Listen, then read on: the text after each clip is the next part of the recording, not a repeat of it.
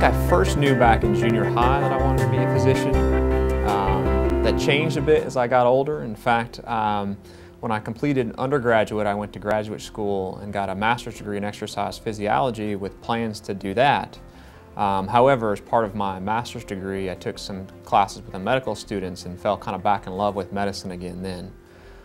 Took some time off and was considered a non-traditional student, believe that or not, starting medical school 5 years after I completed my undergraduate degree. And I was always drawn to cardiovascular disease and hypertension, high blood pressure, high cholesterol, and how those affected the heart. The fun thing about cardiology is I get to do kind of a little bit of everything. I get to be a little bit of a primary care doctor in managing those risk factors for heart disease.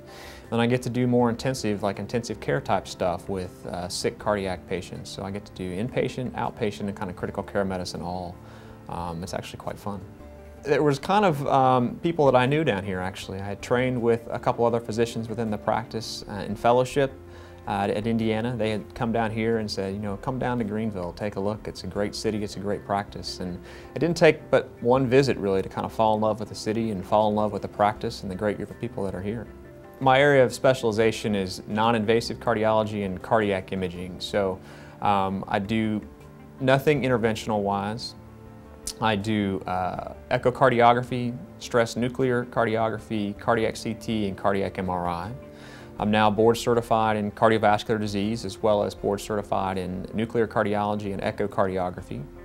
I spend a lot of my time reading a lot of the echoes that are done in the practice in the hospital, a lot of the stress tests. And then when cardiac CTs and cardiac MRIs happen, I'm involved with several other of the partners reading those. Other things that I've done, my other big area of kind of interest has been with the American College of Cardiology, and I'm a member of their Cardiovascular Leadership Institute work group. And kind of my role there is to help design leadership training programs for fellows in training, as well as early career cardiologists, to kind of fill that gap of what you need to be a real practicing physician and what's kind of not taught in traditional cardiovascular fellowship training. Because of my interest in athletes when I was in graduate school in exercise physiology, I've taken an interest in athletes and heart disease as well. And we've been working with both Furman University and Clemson University with their athletes and kind of the big talk about screening athletes for heart disease and seeing patients or seeing their athletes when there's a question of heart disease.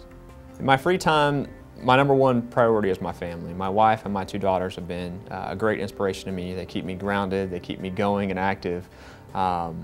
So as much time as I can spend with them, I try to. Beyond that, healthy lifestyle and fitness, the same thing I preach to my patients is the exact same thing that I do. I exercise almost every day, weightlifting, cardio, and that keeps me focused in the stressful, hectic life that it is to be a physician at times.